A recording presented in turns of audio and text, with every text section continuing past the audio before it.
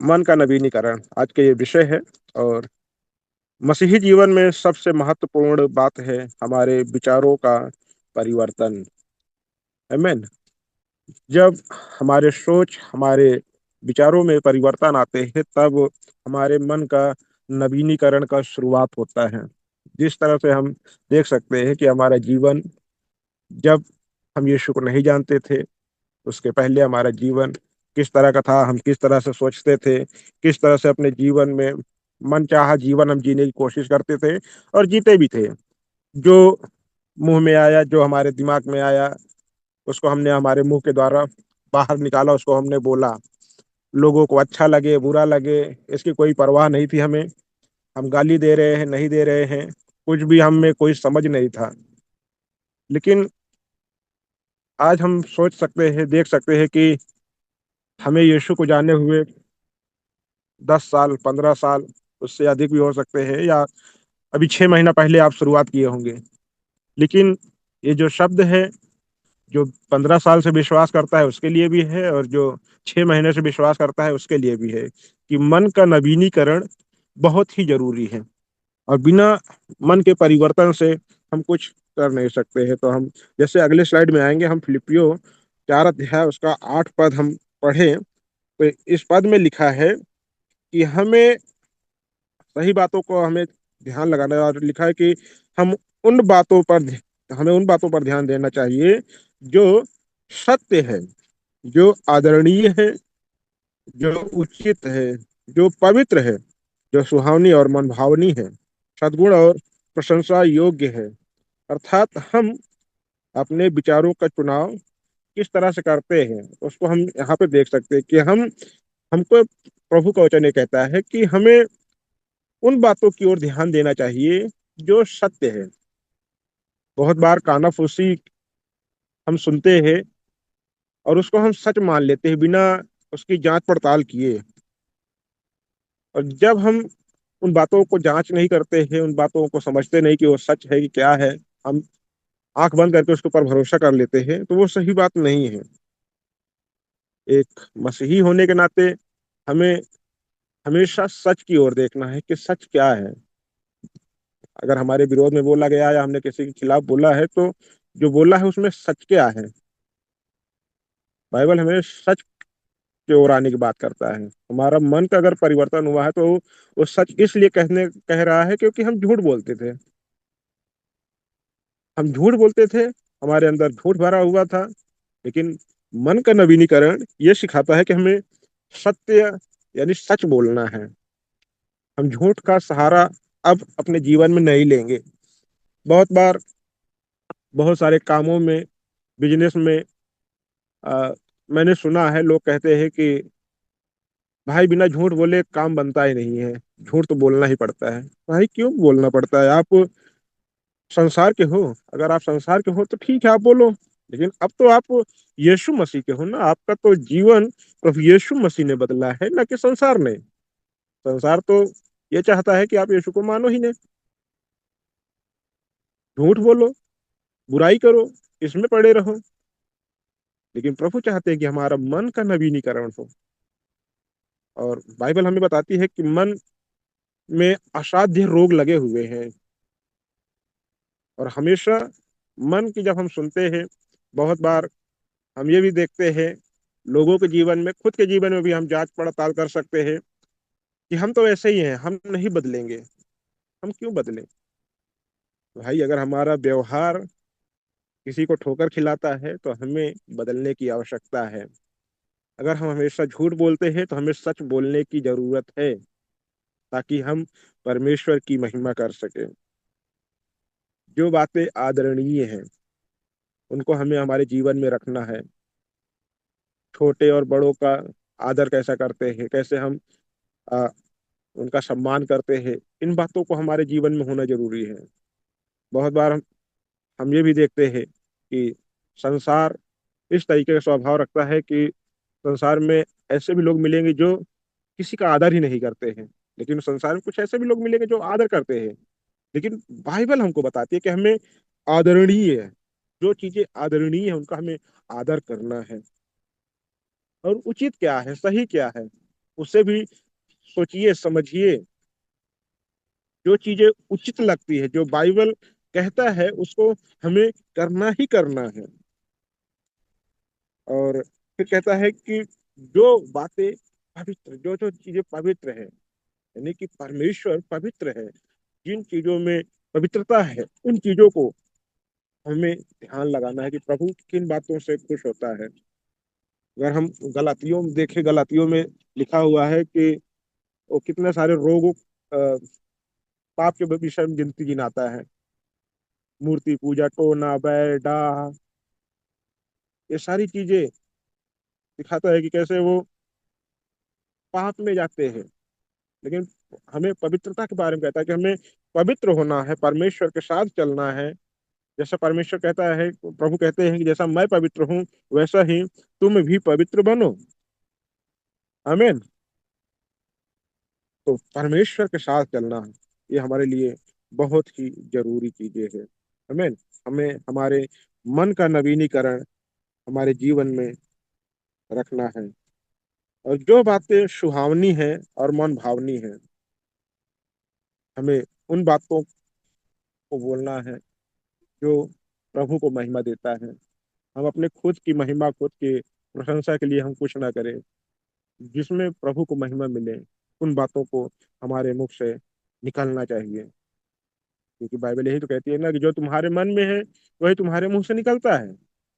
अगर हमारे मन में पाप है, तो हम पाप की बातें करेंगे। अगर हमारे अंदर, हमारे मन में पवित्रता है, तो हम पवित्रता की बातें करेंगे। तो हमको सोचना है, विचारना है कि हम कहाँ पर हैं। हम 15 साल से मसीही हैं, हम 20 साल से मसीही हैं, हम गिनती गिनाने में बहुत पुराने मसीही हैं। लेकिन आज भी अगर हमारे जीवन से संसार की ही चीजें हो रही है, तो हमें हमारे मन का नवीनीकरण की जरूरत है कि हमारे मन को नया किया जाए। आमीन। और दूसरी बात जो हम देखेंगे, वो है मन बदलने से जीवन बदलता है। अगले स्लाइड में, अगला स्लाइड, अगले स्लाइड में है रोमियो 12 अध्याय 1 और 2 वचन। इसको हमने बहुत बार पढ़ा है, सुना है। कहता है, इसलिए हे भाइयों, मैं तुमसे परमेश्वर की दया स्मरण दिलाकर विनती करता हूँ कि अपने शरीरों को जीवित और पवित्र और परमेश्वर को भावता हुआ बलिदान करके चढ़ाओ। यही तुम्हारी आत्मिक सेवा है। इस संसार के सदृश न बनो, परंतु तुम्हारे मन के नए हो जाने से तुम्हारा चाल चलन भी बदलता जाए, जिसमें तुम परमेश्वर की भली और भावती और सिद्ध इच्छा अनुभव से मालूम करते रहो। आमीन। हम हमारे जीवन में जब भी ऐसा कोई एक समय आता है, जब हमें चुनाव करने की जरूरत पड़ती है, हम इस वचन को नहीं ध्यान दे पाते हैं। जबकि ये वचन कहता है कि संसार के सदृश न बनो, लेकिन हम संसार की चीजों को सबसे पहले अपनाने की कोशिश करते हैं। कारण कि हमारा मन उस संसार से जुड़ा हुआ है। हमारे मन में वो बदलाव नहीं हो रहा है। हमारे मन में आज भी व्यभिचार आता है। हमारे मन में आज भी लालसा उठती है चीजों के लिए। आज भी हमारे मन में झूठ बोलने का विचार आता है, धोखा देने का विचार आता है, किसी को लूट लेने का विचार आता है। लेकिन बाइबल कहती है कि हमारे मन का नवीनीकरण होना जरूरी है। इसीलिए कहता है कि इस संसार के सदृश न बनो, क्योंकि संसार में रह करके हमने उन्हीं चीजों को किया था जो परमेश्वर के खिलाफ था। और जो परमेश्वर के खिलाफ था, उसी लिए प्रभु ने चाहा कि हम उसके पुत्र प्रभु यीशु मसीह के ऊपर विश्वास करके, अपने पापों से पश्चाताप करके, हम हमारे जीवन का नवीनीकरण की शुरुआत करें। क्योंकि आज से 2000 साल पहले यीशु मसीह ने हमारे नवीनीकरण का वो अध्याय शुरू कर दिया था। इसलिए उसने कहा कि जो कोई विश्वास करेगा, वो नाश नहीं होगा, बल्कि अनंत काल का जीवन पाएगा। आमीन। और हम जब आज 15 साल से, 10 साल से, 6 महीने से, 1 साल से जब हम विश्वास कर रहे हैं, प्रभु के साथ चल रहे हैं, प्रभु के वचनों को पढ़ रहे हैं, तो ये प्रभु का वचन हमें बार बार यही दिशा दिखाना चाहता है कि हम पाप की ओर न जाएं, इस संसार के सदृश न बने, बल्कि हमारा जीवन नया होता जाए, हमारा चाल चलन बदलता जाए, जिससे हमारे परमेश्वर की महिमा हो। हम इतने सालों से प्रचार सुन रहे हैं, प्रचार कर रहे हैं, हाउस ग्रुप में सिखा रहे हैं, हाउस ग्रुप में हम सीख रहे हैं, लेकिन फिर भी हमारे मन में बुरी चीजें ही आ जाती हैं। लाख कोशिश करने पर भी बुरी चीजें ही हमारे मन में आती है और हम कर जाते हैं। इसीलिए हमको नवीनीकरण की जरूरत है कि हमारा मन, हमारा जीवन बदले, ताकि हम प्रभु के सामने सिद्ध होकर के उपस्थित होने पाए। आमीन। इस संसार के सदृश पे, इस संसार के समान नहीं बनना है हमको, बल्कि हमारे मन के नए हो जाने से हमारा जीवन बदलता जाए। और जब मन बदलता है तब चाल चलन भी बदलता है और जीवन भी बदलता है। आमीन। जब तक मन नहीं बदलेगा तब तक हमारा जीवन नहीं बदलेगा। आमीन। और अगले स्लाइड में आएंगे। विचारों की दिशा महत्वपूर्ण है। जैसे कि अगर आप नीति वचन 23 अध्याय उसका 7 वचन पढ़ें, तो यहाँ पे लिखा है कि मनुष्य जैसा सोचता है वैसा ही बन जाता है। हम क्या सोचते हैं, कैसे सोचते हैं, ये हम अपने आप में देख सकते हैं कि हमारा, अगर हम दिन भर में कुछ सोच रहे हैं तो हमारा सोच किस तरह का था। क्या ऐसी सोच थी जो प्रभु को महिमा दे, या ऐसी सोच थी जो प्रभु के खिलाफ हमको लेके जाती है। क्योंकि रोमियो 8 अध्याय उसका 6 पद पढ़े तो कहता है कि शरीर पर मन लगाना तो मृत्यु है, परंतु आत्मा पर मन लगाना जीवन और शांति है। आत्मा पर मन लगाना वो नवीनीकरण का एक हिस्सा है। आमीन। और नवीनीकरण हमारे जीवन के लिए बहुत महत्वपूर्ण है। तो प्रिय भाई बहन, ये बहुत ही सोचने वाली बात है कि हम किस तरह सोचते हैं। हम एक अच्छे मसीही दिखते हैं दुनिया में, लेकिन क्या हम सच में हैं? हमको सोचना है, अपने आप को जांच करना है। जिस तरह से हम बुखार आने पे जांच कराते हैं खून का, या कोई और बीमारी शरीर में है तो उसके लिए हम खून का जांच कराते हैं, अलग अलग चीजों का जांच होता है। जांच हम क्यों कराते हैं? ताकि हम उसका इलाज कर सकें। तो हम हमारे विचारों को जांचे कि हम किस तरह का सोच रखते हैं। क्या हम दिन 24 घंटे हमारा परमेश्वर के लिए सोच है, परमेश्वर के वचन के प्रति सोच है कि प्रभु क्या कहना चाहता है इस वचन से, या जो मैंने वचन पढ़ा, ये वचन मुझे क्या सिखाता है, और इस वचन से मैं दुनिया के लोगों को क्या संदेश दे सकता हूँ, अपने परिवार को क्या संदेश दे सकता हूँ, मैं खुद के लिए इसमें से क्या ले सकता हूँ। ये विचारों की दिशा ये बहुत महत्वपूर्ण है। जिस तरह से हमें कहीं जाने के लिए एक दिशा मालूम होना चाहिए कि हम किस दिशा में जा रहे हैं। जिस तरह से बीच समुद्र में एक जहाज, भले वो चारों तरफ उसके पानी है, पानी पे ही चलती है, लेकिन उसको एक दिशा मालूम है कि उसको किस दिशा में जाना है। तो उसी तरह से हमें भी दिशा मालूम होना जरूरी है कि हम किस दिशा में जा रहे हैं।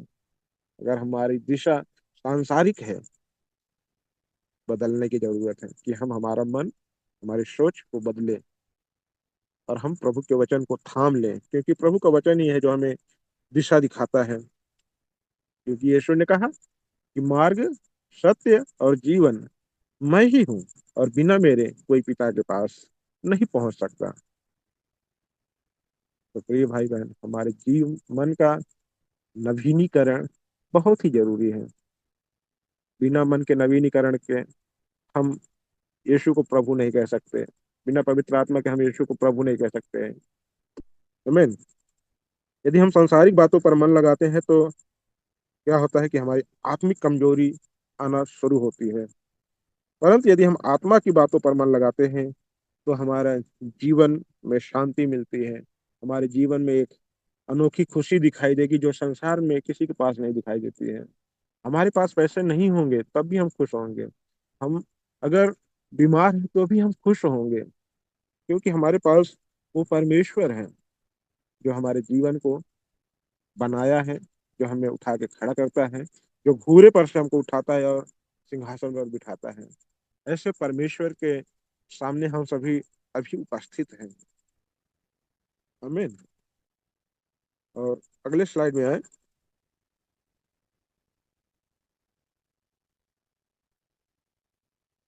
समर्पण आवश्यक है।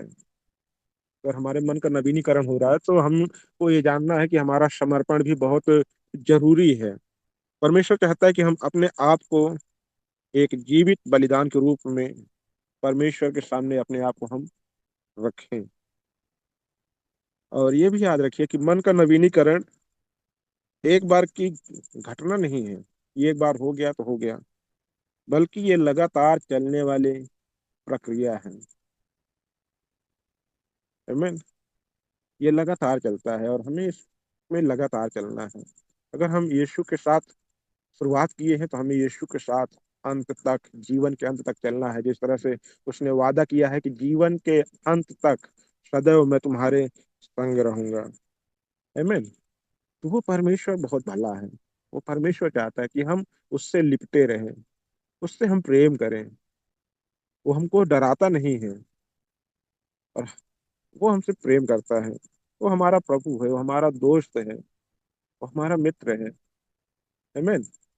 तो प्रिय भाई बहन, हम सभी लोग जिस तरह से अपने बर्तन को रोज मांजते हैं और फिर इस्तेमाल करते हैं, उस तरह से हमारे मन का जांच होना बहुत ही जरूरी है। तभी हमारे मन का नवीनीकरण होगा। मन के नवीनीकरण में हमको यह ध्यान देना है कि प्रभु को क्या अच्छा लगता है, प्रभु किन बातों से प्रसन्न होते हैं। उन बातों को हमें हमारे जीवन में करना है। आमीन। जिस तरह से नीति वचन 3 अध्याय 5 और 6 वचन जैसे हमने कल पढ़ा था कि हम मनुष्य क्या करते हैं, हम अपने आप के ऊपर भरोसा करते हैं, लेकिन हमको परमेश्वर के ऊपर भरोसा करना है। संपूर्ण मन से उसके ऊपर भरोसा करना है, क्योंकि वही है जो हमें सारी चीजें हमारे जीवन की उपलब्ध कराता है। आमीन। और आखिरी में है, मन का नवीनीकरण यह है, पुराने पापमय विचारों को छोड़ना। अगर नहीं छोड़ा है तो आज ही प्रभु के सामने आकर के हम उन पापमय सोच विचारों को हम छोड़ें और परमेश्वर के अनुसार हम सोचना शुरू करें। परमेश्वर जब किसी पापी को देखता है तो ये नहीं सोचता है कि मैं इसको खत्म कर दूं, बल्कि वो उसके पाप को खत्म करना चाहता है। लेकिन अगर हम संसारिक सोच अगर रखते रखते हैं तो हम किस तरह सोचते हैं कि वो गलत किया है, उसको हम हमारे घर में नहीं आने देंगे। भाई बहन, कितनी ऐसी कहानियां हैं जहां पर हम देखते हैं कि यीशु उस स्त्री के ऊपर हाथ रखते हैं, उस स्त्री, वो स्त्री आकर उनके पैर को चूमती है, जो संसार में, समाज में बेइज्जत की गई थी, जिसका कोई सम्मान नहीं था, लेकिन प्रभु ने उसको सम्मान दिया। आमीन। तो वचन के अनुसार सोचना, क्योंकि वो प्रेम किया। वो उसके पाप से उसको तकलीफ था, लेकिन उस मनुष्य से उसको कोई तकलीफ नहीं थी, क्योंकि वो जानता था कि ये मनुष्य है और ये गलत करते हैं, पाप करते हैं।